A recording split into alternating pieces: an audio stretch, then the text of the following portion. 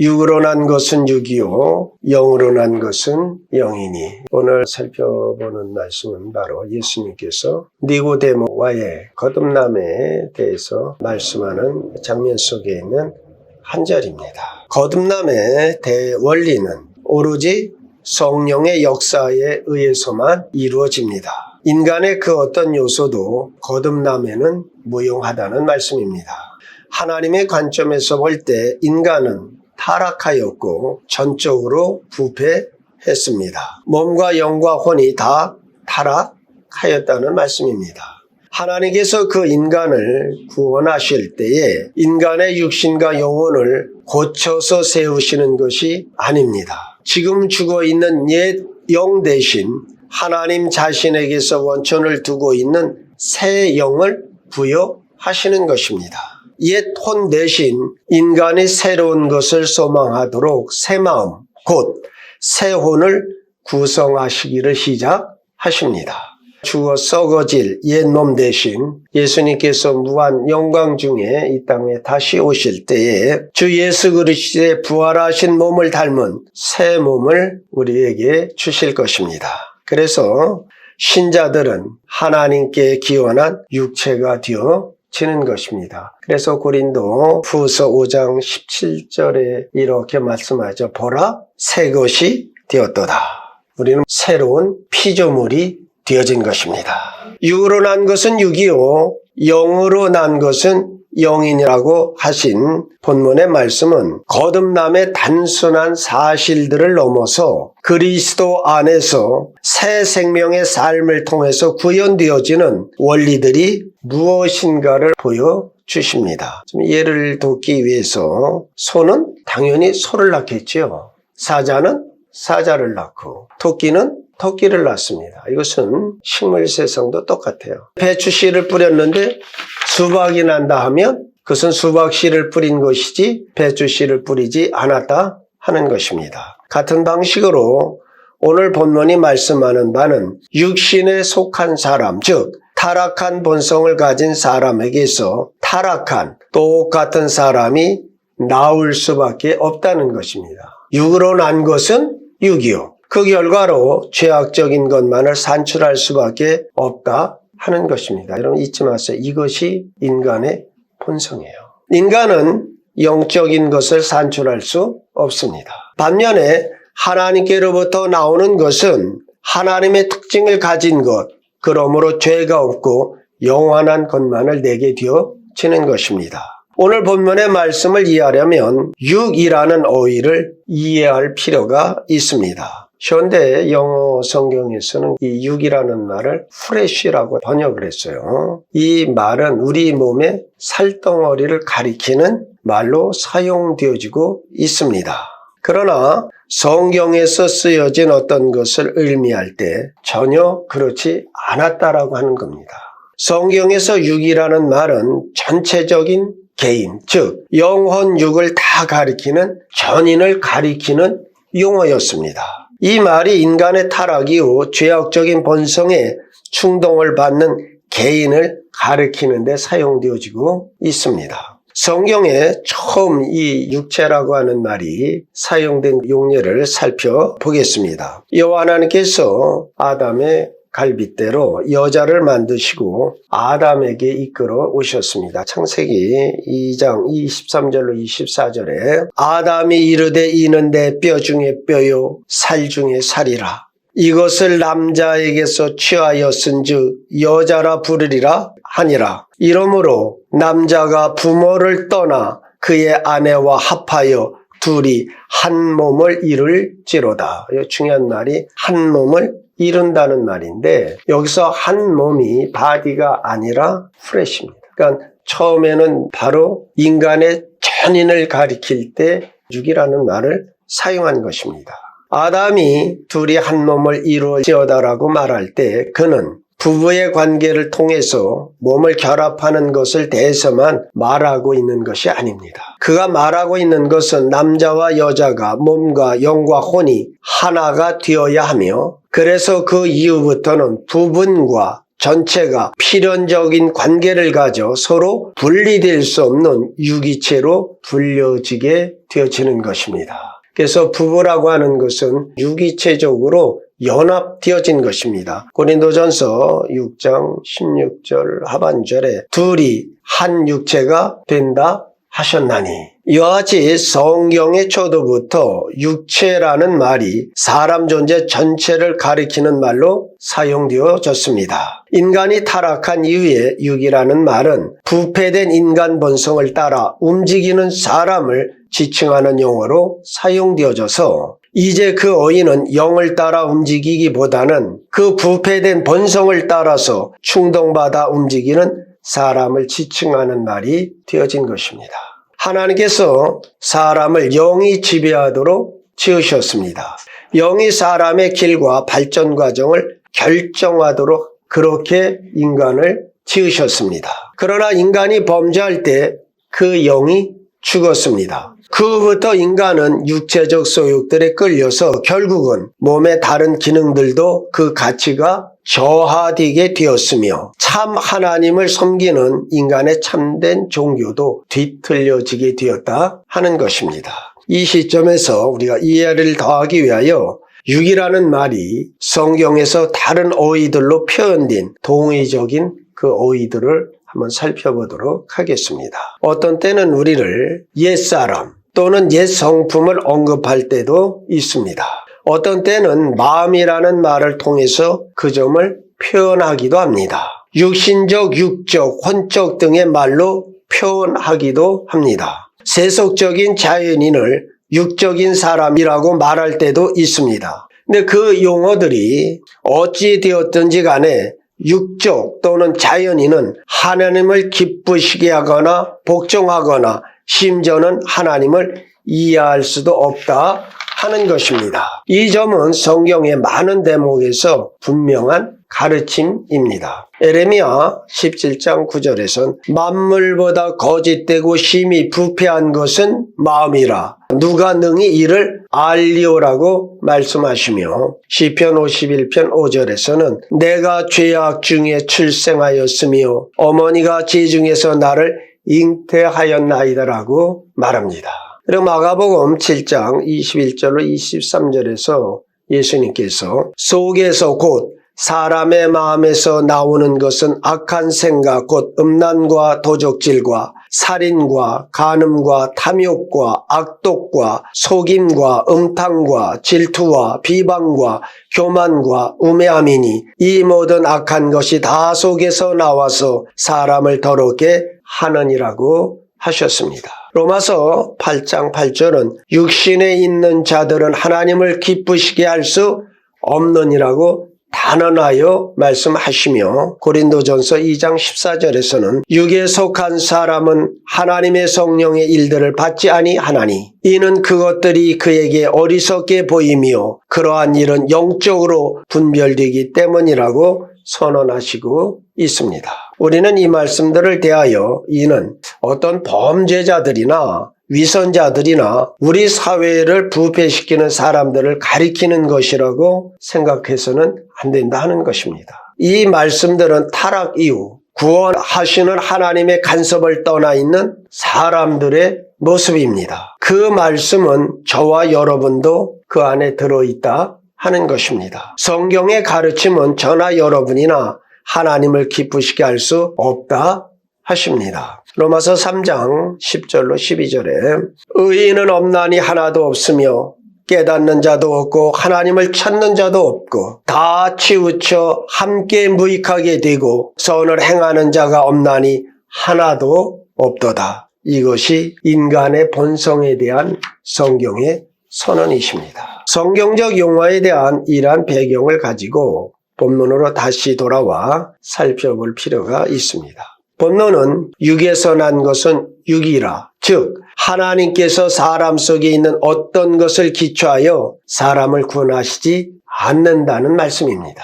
이는 죄악적인 인간 본성이 어떤 다른 것을 산출할 수 없다는 사실을 교훈하시는 것입니다. 사람이 자신을 개선하고자 여러 가지 노력을 할 수 있습니다. 교육을 잘 받으며 인격을 고양시키고 그래야 정말 어엿하고 잘 포장된 아주 신사, 그런 사람이 되어질 수 있습니다. 그러나 여전히 인간 본성은 그대로이다 하는 것입니다. 여전히 그의 근본은 죄악적인 상태에 머물러 있는 것입니다. 자, 썩은 물이 고여있는 우물을 한번 상상하십시오. 그리고 이제 그 우물에 뚜껑을 덮고 펌프를 설치합니다.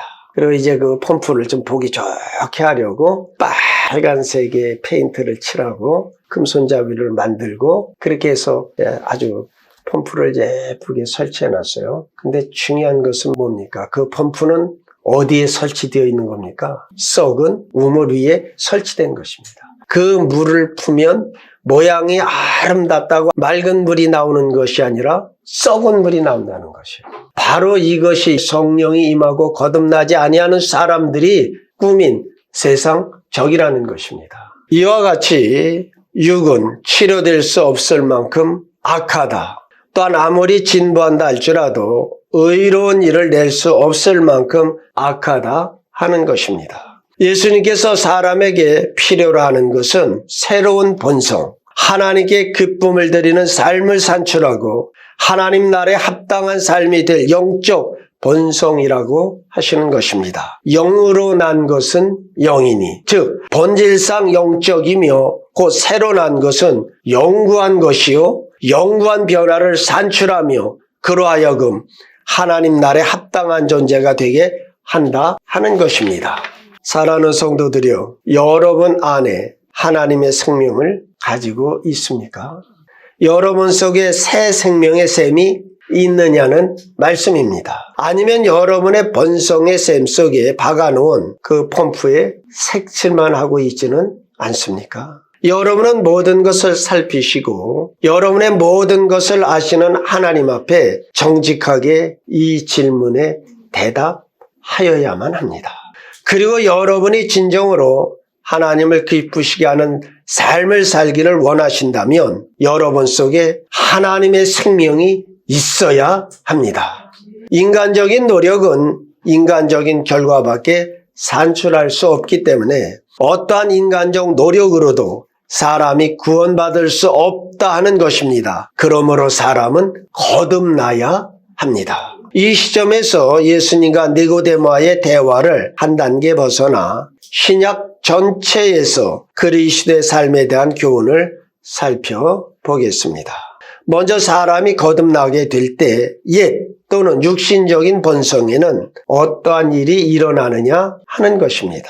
어떤 이들은 육체가 뿌리째 뽑혀진다고 가르치기도 합니다. 또 다른 용어로 육체가 변화받아 더 이상 죄악적인 것이 아니게 된다고 하기도 합니다. 그러나 그것은 진리가 아니다 하는 것입니다. 오늘 본문은 그것을 논박합니다. 육으로 난 것은 육으로 남아 있습니다. 사도 바울은 우리가 잘 아는 대로 새로운 본성을 가졌습니다. 우리 중에 아무도 이를 부인할 사람은 없을 것입니다. 그러나 사도 바울은 자기에게 전적으로 나쁜 옛 본성도 가지고 있음을 밝히 고백하고 있습니다. 로마서 7장 18절로 19절에 내 속 곧 내 육신에 선한 것이 거하지 아니한 줄을 아노니 원함은 내게 있으나 선을 행하는 것은 없노라. 내가 원하는 바 선은 행하지 아니하고 도리어 원하지 아니하는 바 악은 행하는 도다라고 했습니다. 사도 요한도 모든 그리스도인들에게 옛 본성이 남아있음을 알리고 있습니다. 요한일서 1장 8절에 만일 우리가 죄가 없다고 말하면 스스로 속이고 또 진리가 우리 속에 있지 아니할 것이라고 했습니다. 그러므로 육체는 여전히 우리와 함께 있으며 더 나아가 그 육체가 새로운 본성과 투쟁한다는 것입니다. 요한일서 3장 9절에 하나님께로 난 자마다 죄를 짓지 아니하나니 이는 하나님의 씨가 그 속에 거하며 그도 범죄하지 못하는 것은 하나님께로부터 났음이라. 이와 같이 새 본성은 나쁜 일을 아무것도 할 수 없습니다. 옛 본성은 선한 것을 아무것도 할 수 없습니다. 그러니까 새 본성과 옛 본성이 우리 안에 그대로 대치하고 있다는 것입니다. 로마서 8장 7절로 8절의 말씀을 보면 육신의 생각은 하나님과 원수가 되나니 이는 하나님의 법에 굴복하지 아니할 뿐 아니라 할 수도 없음이라. 육신에 있는 자들은 하나님을 기쁘시게 할 수 없느니라. 그래서 거기에는 언제나 옛사람과 새사람이 투쟁과 갈등과 싸움이 있기 마련인 것입니다. 갈라디아서 5장 17절에 육체의 소욕은 성령을 거스리고 성령은 육체를 거스리나니 이 둘이 서로 대적하므로 너희가 원하는 것을 하지 못하게 하려 함이니라. 그리스도인들의 매일의 삶에서 이 갈등과 싸움은 늘 일어나는 것입니다. 그러면 이 육체의 소욕에서 어떻게 우리가 이길 수 있겠는가 하는 것이죠. 여기는 세 가지의 방법이 있습니다. 첫째는 성경이 옛 본성은 죽은 것으로 생각하라고 하십니다. 그러나 어떤 의미에서 그것은 사실이 아닙니다. 옛 본성들이 우리에게 남아있기 때문입니다. 그러나 또 다른 의미에서는 그것은 사실입니다. 왜냐하면 하나님의 말씀은 예수 그리스도의 십자가에서 그 옛 본성의 권세를 깨뜨리셨다라고 말씀하시기 때문입니다. 로마서 6장 10절로 12절의 말씀을 보면 그가 죽으심은 죄에 대하여 단번에 죽으심이요 그가 살아계심은 하나님께 대하여 살아계심이니 이와 같이 너희도 너희 자신을 죄에 대하여는 죽은 자요 그리스도 예수 안에서 하나님께 대하여 살아있는 자로 여길지어다. 네, 골로새서 3장 5절로 6절에서는 이렇게 우리에게 권면과 동시에 경계의 말씀을 주십니다. 그러므로 땅에 있는 지체를 죽이라. 곧 음란과 부정과 사욕과 악한 정욕과 탐심이니 탐심은 우상 숭배니라. 이것들로 말미암아 하나님의 진노가 임하느니라. 우리가 죄짓고 싶은 유혹을 받을 때 우리는 이렇게 기도해야 합니다. 하나님, 나는 내 옛 본성, 육신적인 본성이 예수 그리스도와 함께 십자가에 못 박혀 나를 주관하던 그 권세가 깨뜨려졌다는 사실을 믿고 알고 시인합니다. 하나님께 간구함나니 그 죄의 권세가 계속 깨뜨려진 그 상태로 있게 하옵소서. 저로 이기게 하옵소서. 네, 오늘 우리가 이렇게 본성에 대하여 진정으로 하나님께 간구하면 하나님께서는 넉넉하게 이기게 하실 것입니다. 둘째로 성경은 옛 본성과 싸울 때 새 본성을 먹여야 한다고 말합니다. 우리 안에는 새 사람과 옛 사람이 있는데 새 사람을 크게 만들어서 옛 사람이 완전히 거기에 덮여 힘을 발휘하지 못하게 하는 것입니다. 베드로전서 2장 1절로 2절 말씀을 보면 그러므로 모든 악독과 모든 기만과 외식과 시기와 모든 비방하는 말들을 버리고 갓난 아이들같이 신령한 젖을 삼아라. 이는 그로 말미암아 너희로 구원에 이르도록 자라게 하려 함이라. 신령한 젖, 곧 하나님의 말씀을 먹어야 한다는 말씀입니다. 마치 옛 본성은 우는 사자처럼 우리 그리스도인의 삶을 산산소각 내려고 두루 다니며 삼킬 자를 찾고 있습니다. 그러나 시편 119편 9절의 말씀과 같이 청년이 무엇으로 그의 행실을 깨끗하게 하리이까 주의 말씀만 지킬 따름이니이다. 하나님의 말씀을 따라 그의 행실을 깨끗게 하면 우리의 삶 속에 마음대로 사자는 활동하지 못합니다. 즉, 그 사자는 우리 속에 갇혀 있는 것과 같이 되는 것입니다. 그대로 먹을거리를 우리 스스로 공급하지 아니하면 그는 차차 힘을 못 쓰고 죽어가게 될 것입니다. 그러나 우리가 육신적, 세상적 사고방식을 통해서 옛 본성을 그대로 놔 먹인다면 그 우리 안에 있는 사자가 결국 그 우리를 뚫고 나올 정도로 강력하게 될 것입니다. 물론 우리가 그렇게 해서는 안 된다 하는 것이지요. 우리는 육신적인 본성을 싸워서 죽이고 영만을 성장시켜야 합니다. 디모데전서 4장 5절에 하나님의 말씀과 기도로 거룩하여짐이라고 하십니다. 성경 연구를 통해서 그러한 일이 이루어질 수 있습니다. 신자들이 강하게 될 수 있는 것은 하나님의 진리를 아는 지식을 통해서이다 하는 것입니다. 끝으로 성경은 우리가 성령으로 행해야 한다고 말씀하십니다. 갈라디아서 5장 16절에 너희는 성령을 따라 행하라. 그리하면 육체의 욕심을 이루지 아니하리라고 하십니다. 성령으로 행한다는 것은 1차적으로 우리 마음의 결심의 문제입니다. 로마서 6장 12절에 그러므로 너희는 죄가 너희 죽을 몸을 지배하지 못하게 하여 몸의 사욕을 순종하지 말라고 하십니다. 즉 의지를 세우라는 말씀입니다. 하나님께서 상실되었던 이른바 영적인 일들에 대한 의지를 회복시켜 주셨습니다. 이제 오늘 강론을 마치도록 하겠습니다. 영의 생명이 자랄 수 있는 범주 속에, 즉 환경과 상황들을 만들어 그 속에 들어가야 합니다. 여러분, 상황과 환경을 우리가 만들어가는 것이요. 술 마시는 사람들이 그렇죠. 오늘 저녁은 쓸쓸하네. 아유, 비가 오네.